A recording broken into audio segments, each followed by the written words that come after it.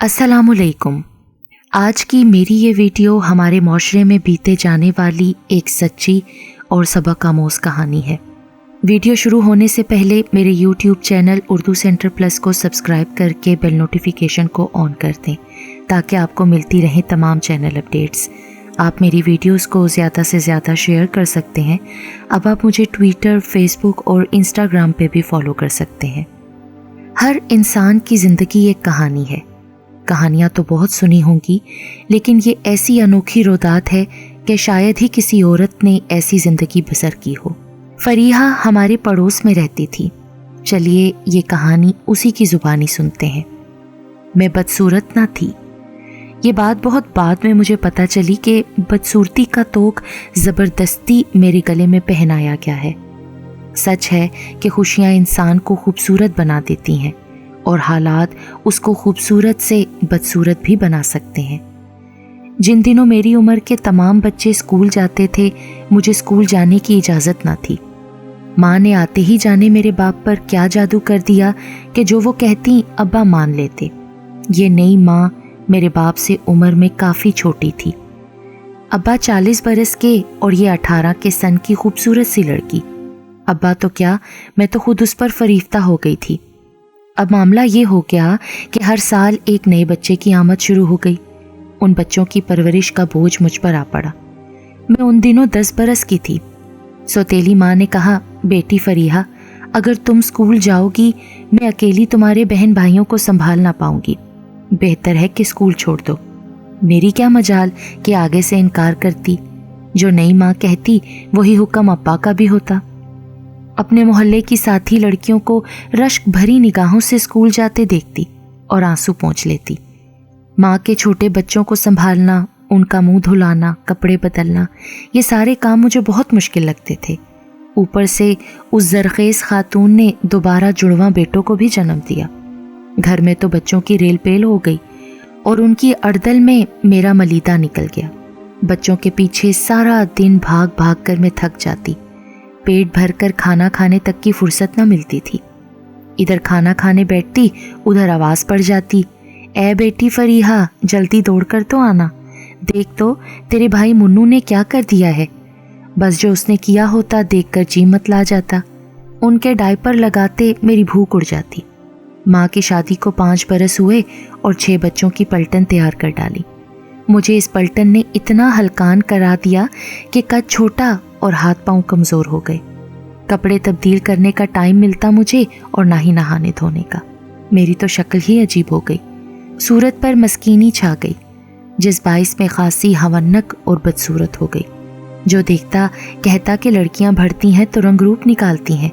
इस उम्र में तो मेंढकी भी हसीन हो जाती है, और ये फरीहा, हाय, इस पर किसी चुड़ैल का साया पड़ गया है कि जूं जूं बड़ी होती जा रही है, बदसूरत होती जाती है। अब मैं 14 बरस की थी। जिस उम्र में लड़कियां आईने से बातें करती हैं, मैं डर के मारे शीशे के सामने खड़ी ना होती थी। सब बदसूरत कहते थे तो आंखों ने भी किसी ख्वाब को अपनी अंदर जगह ना दी। सुहाने ख्वाब देखने की आदत तो उन लड़कियों को होती है ना, जो सुख की छाँव में पलती हैं। मैंने किसी शहजादे के बारे में ना सोचा। मुझे तो जो देखता मेरी हुलिये पर हंसता, मजाक उड़ाता। मेरे कज़न्स कहते, फरीहा तुम हमारे ख़ानदान से नहीं लगती, सर बड़ा और कद छोटा।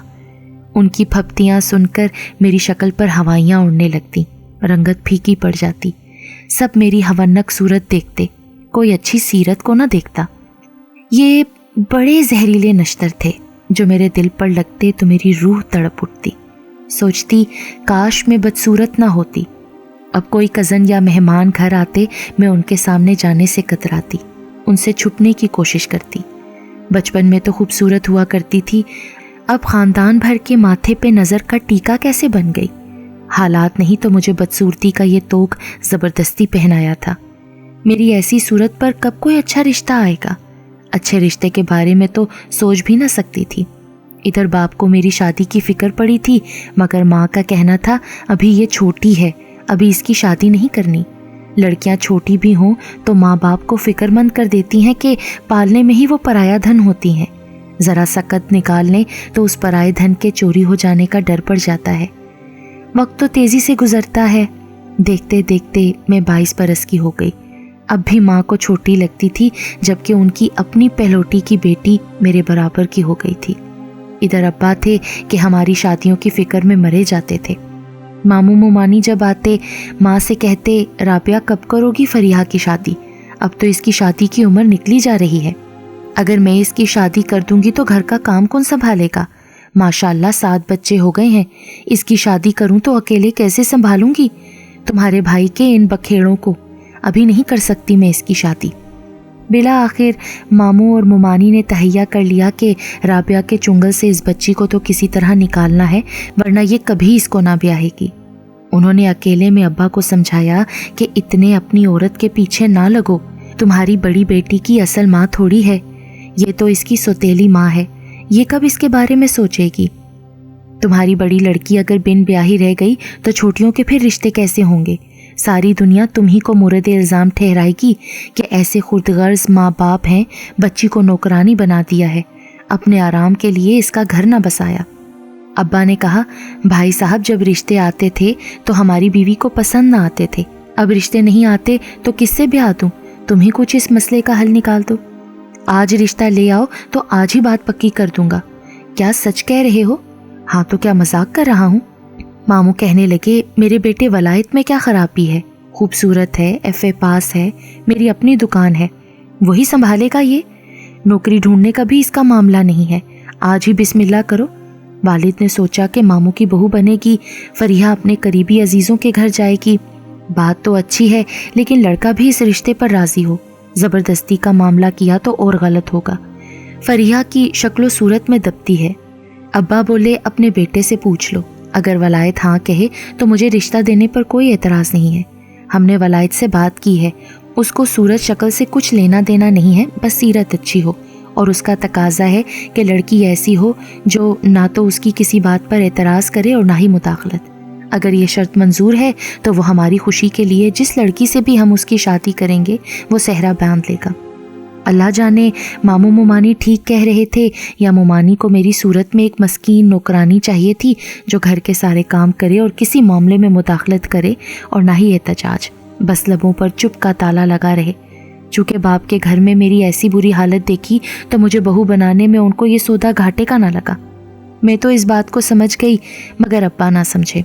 वो सीधे सच्चे दिल के आदमी थे, फौरन हाँ कर दी और शादी की तारीख भी बाला बाला तय हो गई। अब्बा को डर था कि बीवी के इल्म में लाए तो कहीं रंग में भंग ना डाल दे। उधर वलायत कब मुझसे शादी के लिए तैयार था? मुझसे क्या, वो तो किसी से भी शादी पर तैयार ना था। वो शादी करना ही ना चाहता था, चाहे सूरत की हूर ही क्यों ना होती। उसने माँ से कहा था कि मैंने उम्र भर शादी ना करने की कसम खाई है, समझ लो कि मेरी शादी हो गई है। ये क्या खराफात बक रहे हो? तुम हमारे अकलौते लड़के हो, तुम शादी ना करोगे तो हम किसकी खुशी देखेंगे? घर में बहू आएगी, हमारे पोते पोती आएंगे, मैं तो दिन गिन रही हूँ कि कब बहू आए, घर संभाले और मैं आराम से छप्पर खट पर बैठकर हाथ में उससे खाना लूँ, और जब खाना खा लूँ तो बर्तन भी मेरे सामने से वही उठाकर ले जाए। माँ, इस ज़माने में तुमको ऐसी ताबेदार बहू कहाँ से मिलेगी? आजकल की लड़कियों को तुम नहीं जानती हो, सास ससुर को तो क्या, शोहर को ही तिगनी का नाश नचा देती हैं। तोबा तोबा करो। सच कहूँ तो मैंने अपने दोस्तों की हालत देखी है, मुझे तो शादी और लड़की के नाम से ही नफरत हो गई है। वलायत बेटा, तुम्हारी माँ ने भी ये बाल धूप में सफ़ेद नहीं किए, तुम मुझे ऐसा बुद्धू ना जानो। ऐसी लड़की चुनी है जो हम सबकी खिदमत करेगी और उफ भी ना करेगी। समझ लो कि बेजुबान गाय है, जुबान रखते हुए भी गूंगी है। ऐसी भला कौन है माँ? तुम्हारी फूफी की बेटी फरीहा, क्या तुमने देखा नहीं है उसे?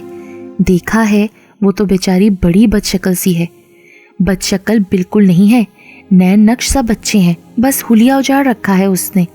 अपनी माँ तो मर गई थी, सौतेली माँ ने उसका ख्याल नहीं किया।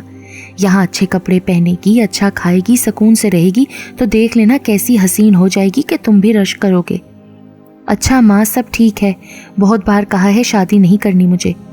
अगर तुम अपने लिए नौकरानी लाना चाहती हो तो बेशक तुम्हारी खुशी को पूरी किए लेता हूँ, मगर मुझसे उसका कोई लेना देना ना होगा। वो तुम्हारे साथ रहेगी, तुम्हारे कमरे में सोया करेगी, मुझे बस खाना पका कर दे दिया करेगी और मेरे कपड़े वगैरह इस्त्री कर देगी, तब तुमको आराम मिल जाएगा। ठीक है ना माँ? हाँ ठीक है। लड़के बस अब ज़्यादा बकबक मत करना, ہم تیرا رشتہ فریحہ سے طے کر آئے ہیں۔ ولائد جانتا تھا ماں اب آسانی سے ٹلنے والی نہیں ہے اور نہ ایک قدم پیچھے ہٹنے والی ہے۔ ابا کب کے بیمار چلے آ رہے ہیں، 100 بیماریاں لاحق ہیں ان کو، بڑھاپا آ گیا ہے، قدرتی بات ہے کہ بہو کی آرزو کریں گے ہی، سو فریحہ واقعی ٹھیک رہے گی۔ جن حالات میں رہ رہی ہے یہاں اس کو وہاں سے اچھے ہی حالات ملیں گے۔ بس یہ سوچ کر اس نے اپنے جگری دوست برہان سے کہا کہ یار اماں ابا کو کب تک ٹالوں گا، وہ تو پیچھے پڑ گئے ہیں، ابھی بھی ان کی نہ مانی تو ابا نے صاف کہہ دیا ہے کہ ساری جائیداد ٹرسٹ میں دے دوں گا اور تم کو گھر سے نکال کر آگ کر دوں گا۔ لیکن برہان کسی بھی دلیل پر ماننے کو تیار نہ تھا۔ اس نے کہا تیری میری دوستی ایسی نہیں کہ وعدہ خلافی ہو، ہم نے اپنے اپنے بازوؤں پر ایک دوسرے کے نام اپنے لہو سے کندھا کرائے ہیں، عمر بھر ساتھ رہنے کا عہد کیا ہے اور ایک دوسرے کی خاطر شادی نہ کرنے کی بھی قسم اٹھائی ہے، تو کیا اب تم وعدہ خلافی کرو گے مجھ سے اور قسم توڑ دو گے؟ یاد رکھنا اگر تم نے ایسا کیا تو میں جان دے دوں گا، خودکشی کر لوں گا، مگر یہ نہیں سہ سکتا کہ میرے ہوتے تمہاری زندگی میں کوئی اور آئے۔ ولائد نے اسے بہت سمجھایا مگر اس نے دوست کو شادی کی اجازت دینے کی بجائے قسم کھا کر خودکشی کی دھمکی سے ڈرا دیا۔ کہا کہ سمجھ لو کہ تیری میری شادی ہو چکی ہے، اب میں سوتن برداشت نہیں کر سکتا۔ ادھر سے ماں باپ کا دباؤ، ادھر سے دوست کی قسمیں۔ ولائد ایک آزمائش میں پڑ گیا تھا۔ یہ دوست آج کا نہیں تھا، ان کی دوستی بہت پرانی تھی۔ جب ولائد 12 برس کا معصوم لڑکا تھا اور برہان 26 برس کا بھرپور جوان تھا، تب سے اس نے ولائد کو اپنی دوسری ہی دوستی کے جال میں پھانسا تھا۔ برہان ایک یتیم لڑکا تھا، چچا نے اس کی پرورش کی تھی، چچی ظالم عورت تھی، بات بات پر شوہر سے پٹواتی اور جھوٹی شکایتیں کر کے گھر سے باہر نکال دیتی تھی۔ برہان کی زندگی کے یہ دن بہت اذیت ناک تھے۔ جب رات کو چچی گھر سے باہر کر دیتی تو محلے کا غنڈہ قسم کا نوجوان اس کو رات بھر رہنے کے لیے پناہ دے دیتا تھا۔ بس تبھی سے برہان کے ساتھ معاملہ خراب ہوا، اس کی شخصیت مسخ ہو گئی اور اس کو عورت ذات سے نفرت ہو گئی۔ چچا کے مرنے کے بعد چچی میکے چلی گئی اور برہان کو اس کے والد کی وراثت سے جائیداد مل گئی۔ جس مکان پر اس کے چچا اور چچی کی رہائش تھی وہ بھی حقیقت میں برہان کے والد کی ملکیت تھا، اس کے علاوہ بھی کئی جائیداد تھی۔ چچا کے مرنے سے برہان کے دکھ بھرے دن ختم ہوئے، وہ بلا شرکت غیر گھر اور کاروبار کا مالک ہو گیا۔ بقیہ جو مکانات اور دکانیں کرائے پر تھیں جن کا کرایہ اس کا چچا وصول کرتا تھا، وہ کرایہ بھی تمام اسی کو ملنے لگا۔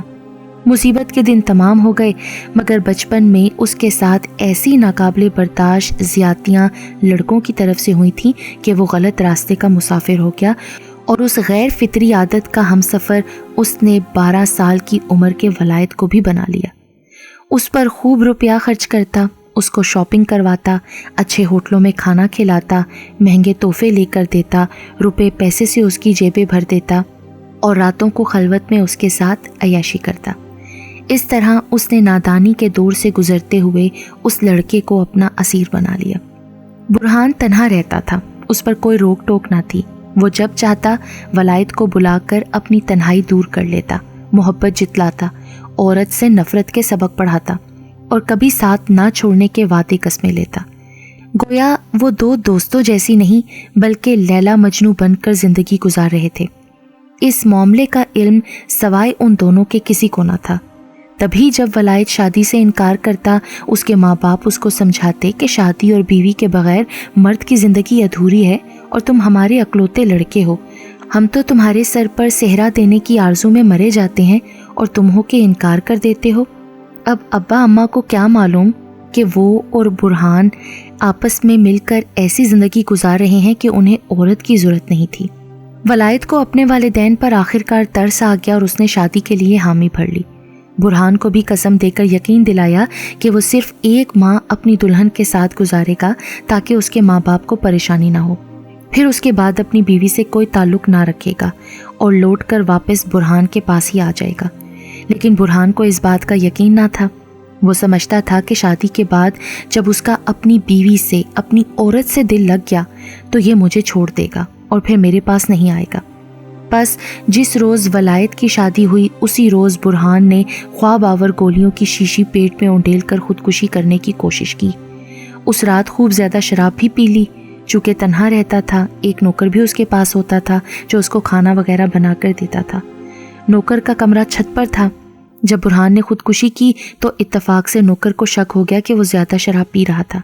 ملازم کیا کرتا، خاموش رہا، مگر اسے جو ہی صحن میں برہان کے گرنے کی آواز سنائی دی وہ چھت سے صحن میں دوڑ کر آیا، فوراً ایک ہمسائے کو جگایا اور اس کی گاڑی پر برہان کو ہسپتال لے گیا۔ بروقت ہسپتال پہنچ جانے سے اس کی جان تو بچ گئی، مگر وہ 4 دن تک موت و زیست کی کشمکش میں رہا۔ ادھر شادی کے بعد ولائد خفگی کے ڈر سے برہان کی طرف نہ گیا کہ اس کا غم و غصہ کچھ ٹھنڈا ہو جائے گا تو ہی رابطہ کرے گا، کیونکہ وہ جانتا تھا کہ برہان اس کو نہیں چھوڑ سکتا۔ 15 روز بعد جب اس نے رابطہ کیا تو برہان ابھی تک ہسپتال میں تھا۔ ملازم کو معلوم تھا کہ ولائد کی نئی شادی ہوئی ہے، لہٰذا اس نے برہان کو صحیح احوال سے آگاہ نہ کیا، بس اتنا بتایا کہ وہ گھر سے باہر ہے، کچھ دنوں کے لیے کہیں چلا گیا ہے، جلد لوٹ آئے گا تو وہ اطلاع کر دے گا۔ ولائد شادی کے بعد تو میرے ساتھ کچھ دن ٹھیک رہا، لیکن جو ہی اس کو علم ہوا کہ اس کی خاطر برہان نے خودکشی کی تھی وہ دیوانہ سا ہو گیا اور دیوانہ وار اس کے گھر پہنچا۔ وہ اب ٹھیک ہو کر اسپتال سے آ گیا تھا۔ ولائد نے اس کے قدموں میں سر رکھ کر معافی مانگی، ایک بار پھر وعدے قسمیں ہوئے کہ فریحہ نام کی بیوی رہے گی، صرف ساس سسر کی خدمت گزار بن کر جیون بتائے گی، اور ولائد پھر سے برہان کے ساتھ ویسا ہی ہو کر رہے گا جیسے وہ پہلے سے رہتا تھا۔ ولائد نے یہ بات مجھے بتا دی اور کہا کہ میں اپنی خلوتیں برہان کے ساتھ بسر کرنا چاہتا ہوں، یا تو تم میرے ساتھ اسی طرح نباہ کرو جیسا میں چاہوں، اس گھر میں رہتی رہو، ورنہ شوہر اور باپ کے گھر میں سے کسی ایک گھر کو چن لو۔ میری وہی شرط ہے کہ تم میرے کسی معاملے میں مداخلت نہیں کرو گی، ہر بات پر خاموش رہو گی اور میرے اس راز کی عمر بھر امین رہو گی، اس کو کبھی تشتزبام نہ کرو گی۔ میں نے کچھ دیر سوچا، پھر کہا اچھا ٹھیک ہے، مجھے آپ کی شرائط پر یہاں رہنا منظور ہے، مگر میں لوٹ کر سوتیلی ماں کے پاس نہیں جاؤں گی، ورنہ وہ ساری دنیا میں مجھے ہی گندا کرے گی کہ دیکھو میں نہ کہتی تھی کہ اس کی شادی نہ کرو، یہ گھر نہ بسائے گی، آ گئی نا واپس طلاق لے کر۔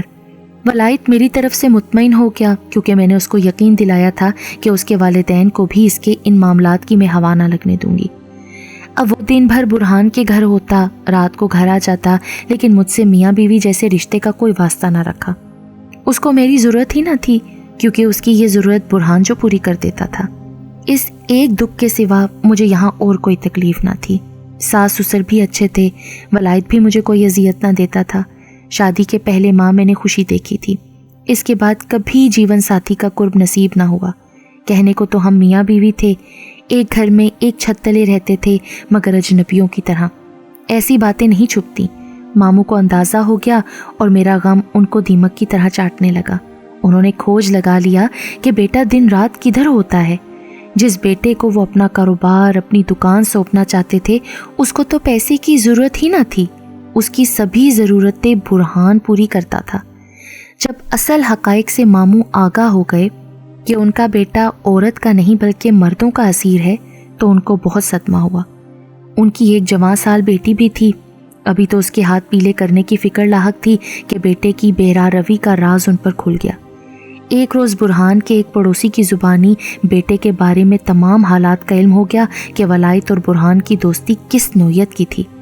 ماموں صدمے سے نڈھال گھر آئے، 2 دن خاموش بستر پر گرے رہے اور تیسرے روز ان کی روح کفسر انصری سے پرواز کر گئی۔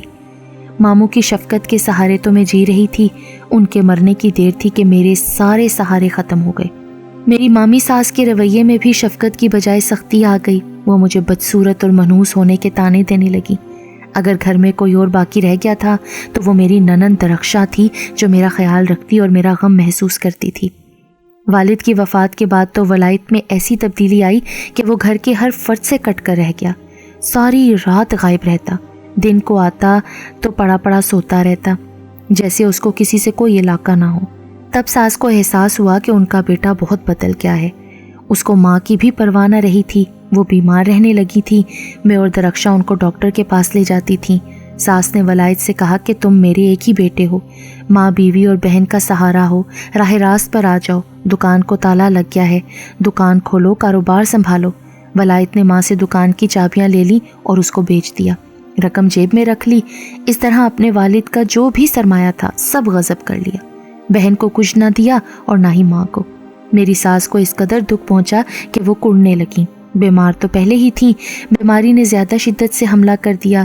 ایک روز وہ بھی اپنے خالق حقیقی سے جا ملی۔ اب گھر میں اور میری ننند درخشاں رہ گئی۔ दरक्षा सेकेंड ईयर की तालिबा थी, मैं उसके और वो मेरे सहारे जी रही थी। वलायत हमको खर्चा भी ना देता था। पड़ोस में एक टेलर मास्टर रहते थे, उनको हमारे हालात का इल्म था, वो हमें कपड़े ला कर देते, हम ननद भावज मशीन पर सिलाई करके उनको देती, अपनी मेहनत से घर का खर्चा चलाती। इसी मेहनत की कमाई में से दरक्षा के कॉलेज की फ़ीस और तालीम का मैं खर्चा भरती थी। एक दिन वलायत ने मुझसे कहा कि मुझे कुछ रकम चाहिए। मैंने बताया कि रकम तो मैंने दरक्षा की फ़ीस में दे दी है। वो मुझे कहने लगा, तुमने क्यों उसकी फ़ीस भरी है, किस लिए उसको पढ़ा रही हो? क्यों ना पढ़े ये, मैं ना पढ़ सकी तो इस हाल में हूँ, ये तो कम से कम पढ़ ले ताकि किसी की मोहताज ना रहे। इस बात के कुछ दिन बाद एक रोज़ दरक्षा कॉलेज गई तो फिर लौट कर ना आई। मैं बहुत परेशान हो गई। पड़ोस में जाकर उसकी हम जमात बच्ची से पता किया। वो बोली, मैं तो छुट्टी के वक्त घर आ गई थी, आप कॉलेज जाकर पता कर लें। मैं कॉलेज गई, उनकी एक लेक्चरार वहाँ मिल गई। उसने कहा छुट्टी हुए 2 घंटे गुजर गए हैं। उसने रजिस्टर चेक किया, दरक्षा की हाजिरी लगी हुई थी। मैं तो और परेशान हो गई, घर पलटी मगर वो ना आई। शाम हो गई, मेरा तो दम निकला जाता था। पास पड़ोस से पता किया, किसी को कुछ मालूम ना था। रात को वलायत घर आया। मैंने बताया कि दरक्षा कॉलेज गई थी, अभी तक नहीं लौटी। कहा इसीलिए कहता था कि उसकी पढ़ाई ख़त्म करो, तुमने बात ना मानी। अब देख लिया ना अंजाम, कुछ पता तो करो। कहाँ से पता करूं? थाने जाकर गुमशुदगी की रिपोर्ट लिखवा दूं क्या? हाँ, ऐसा ही कर दो। आज रात इंतज़ार कर लो, शायद आ जाए, सुबह जाकर रिपोर्ट दर्ज करवा दूंगा। वो तो नशे में था, सो गया। मैंने सारी रात अंगारों पर गुजारी। वालिद को फ़ोन किया। सौतेली माँ ने बताया कि वो काम से लाहौर गए हैं। मैं किससे मदद मांगती या फरियाद करती जब दरक्षा के सगे भाई को ही परवाह ना थी। उस रात में उस बेहोश वलायत को झंझोड़ती थी तो वो करवट लेकर सो जाता था। कहता था, तुम औरतों का क्या एतबार, तुम सब एक जैसी होती हो। भाग गई होगी वो भी किसी यार के साथ। मेरी ननद ऐसी ना थी, वो तो बहुत अच्छी लड़की थी। जी चाहता था अपने आप को ख़त्म कर लूं। ये कैसा भाई था जिसकी जवां साल बहन गायब थी और इसको ज़रा भी मलाल ना था। ना ये एहसास था कि कितनी बड़ी बदकिस्मती वाक़या हो चुकी है और मैं अकेली रो रो कर निढाल थी। उस वक्त मेरी दिलजोई करने वाला भी कोई ना था। कई दिन गुजर गए, दरक्षा को मिलना था ना मिली। वलायत चंद दिन भाग दौड़ दिखाने के बाद आराम से बैठ गया। अब वो ज़्यादा नशा करने लगा और मैं दरक्षा के गम में दीवानी हो रही थी। उसकी जुदाई मेरे दिल का नासूर बनती जा रही थी। उधर रोज़ वलायत मुझे कहता, मैं तो घर से चला जाता हूँ, तुम अकेली होती हो, किसी रोज़ तुम भी गायब ना हो जाओ। तुम्हारा अकेले रहना ठीक नहीं है, ऐसा करो तुम मेके चली जाओ। मैंने कहा, मर जाऊंगी, सौतेली माँ के घर ना जाऊंगी, बेशक तुम मुझे मार डालो। तब कहा, अच्छा मैं इस मकान को ही फ़रोख्त कर देता हूँ, तुम मेरे साथ वहाँ चल कर रहो जहाँ मैं रहता हूँ। तुम ऊपर के पोर्शन में रहोगी और मैं नीचे अपने दोस्त के साथ रहूँगा। तुम नीचे मत आना, तुमको हमारा खाना बनाना होगा। तुम ना तो मेरे दोस्त के सामने आना और ना उससे कलाम करना। वहाँ और भी दोस्त आते हैं, ताश वगैरह खेलते हैं, इसलिए तुम्हारा नीचे कदम रखना भी मना है, बल्कि किसी को पता ना चले कि कोई औरत ऊपर रहती है। और ये भी किसी को मत बताना कि तुम मेरी बीवी हो। मकान बिकने की सूरत में मेरे पास कोई चारा न था, सो मैंने ये भी मंजूर कर लिया। बिल्कुल खामोशी से ऊपर रहती थी। ये बुरहान का घर था। नौकर ऊपर आकर पका हुआ खाना ले जाता और बर्तन पहुंचा जाता। सारा दिन बस मेरा यही काम था, खाना बनाना, चाय बनाना वगैरह वगैरह। सबसे ज़्यादा हैरत की बात यह थी कि खुद वलायत मेरे पास ऊपर नहीं आता था और ना बुरहान के सामने मुझसे कलाम करता था। वो नीचे की मंजिल में ही रहता सहता था, वहाँ ही खाता और सोता भी वहीं था। अब मैं उसके इस तरह के अमल का मतलब खूब अच्छी तरह समझ चुकी थी। वो ऐसा बुरहान को खुश करने के लिए करता था। कहता था कि इस बेचारी का कोई सहारा नहीं है, इसलिए तरस खाकर रखा हुआ है। ये कहाँ जाएगी? अच्छा है हमें नौकरानी मिल गई है, हमारा खाना बना देती है, इसके एवज 2 वक्त की रोटी खा लेती है। इसके सिवा इसके साथ मेरा कोई ताल्लुक नहीं। आखिर किसी दिन खुद ही चली जाएगी यहाँ से। सच है कि इंसान की बर्दाश्त की एक हद होती है। मेरी बर्दाश्त भी ख़त्म हो गई। सब्र का पैमाना लबरेज हो गया और मैं अपने वालिद के घर आखिर चली ही आई। वालिद तो बूढ़े थे लेकिन माँ अभी तक जवान थी। उन्होंने मुझे गले से लगाया और कहा, बेटी मुझसे ऐसी नाराज़ हो गई कि अपने बहन भाइयों तक को भुला दिया। मेरे सौतेले बहन भाई मुझसे प्यार से मिले। अगले दिन भाई ने मुझे अखबार लाकर दिखाया, कहा कि आपकी ननद दरक्षा गुम हो गई थी ना, ये देखिए अखबार, तस्वीर भी है और ख़बर भी खुद पढ़ लीजिए। میں نے اخبار میں خبر پڑھی، لکھا تھا پولیس نے ایک جگہ چھاپا مارا، وہاں کچھ لڑکیاں اور چند اوباش مرد پکڑے گئے تھے، تھانے لائے گئے، لڑکیوں کی بھی تصویریں اور نام لکھے تھے۔ درخشاں کا نام پڑھ کر میں ششدر رہ گئی۔ والد کو مجبور کیا کہ آپ تھانے جائیے اور معاملے کا پتہ کیجیے۔ وہ جانے سے گھبرا رہے تھے، پھر ایک پڑوسی کو ساتھ لے کر گئے۔ تب معلوم ہوا کہ درخشاں کو برہان نے کالج سے اٹھایا تھا کہ تمہارے بھائی نے تمہیں لینے مجھے بھیجا ہے، اس کی طبیعت ٹھیک نہیں ہے۔ وہ برہان کو کئی بار دیکھ چکی تھی، جو ہمارے گھر پر گاڑی میں ولائد کو لینے آتا تھا۔ معصوم بچی تھی، اس کے ساتھ چلی گئی اور اس مردود نے اس کو نہ جانے کیسے لوگوں کے حوالے کر دیا۔ جب یہ بات ولائد کے علم میں لائی گئی تو اس کو یقین نہ آیا کہ برہان اس کے ساتھ اتنا بڑا دھوکہ کر سکتا ہے، جس نے اس کی خاطر والدین کو کھویا، گھر بار کھویا، مکان بیچ دیا، بیوی کو بیوی نہ سمجھا اور اپنے دین سے بھی گیا۔ اس نے ایسی مذموم حرکت کی۔ دراصل وہ چاہتا تھا کہ ولایت مجھے طلاق دے دے اور بہن بھی اس کی زندگی میں موجود نہ رہے جس کی خاطر وہ گھر آتا تھا۔ وہ شخص خدا جانے کس قسم کا آدمی تھا۔ آدمی کہنا تو اس کو غلط ہوگا، وہ شیطان فطرت تھا، ذہنی مریض تھا، اب نارمل تھا، غیر فطری زندگی گزار رہا تھا۔ اس کو اللہ اور اللہ کے رسول صلی اللہ علیہ وآلہ وسلم کا کوئی ڈر و خوف نہ تھا۔ اس نے کم عمری میں ولایت کے دماغ کو ایسا اپنی گرفت میں کیا، پھر اس کے چنگل سے آزاد نہ ہو سکا اور سیدھی راہ سے بھٹک گیا۔ والدین نے اس کی شادی کی، پھر بھی راہ راست پر نہ آ سکا، لیکن جب بہن کے اغوا کار کا نام اور اخبار میں خبر پڑی تو اس پر اس قدر شدید رد عمل ہوا کہ اس کی روح اسی وقت کب سے انصری سے پرواز کر گئی۔ یہ تھی مجھ بد نصیب کی زندگی کی دکھ بھری داستان۔ ہمارے معاشرے میں اخلاقی اقدار اس قدر گر چکے ہیں کہ اب تو یوں لگتا ہے کہ ایک نہیں ان گنت برہان جیسے لوگ یہاں نہ جانے کتنے معصوم ذہنوں کو سیدھے راستے سے بھٹکا کر تباہی کے راستے پر گامزن رکھتے ہوں گے، اور نہ جانے کتنے گھر اسی طرح برباد ہو رہے ہوں گے جس طرح میرا گھر برباد ہوا۔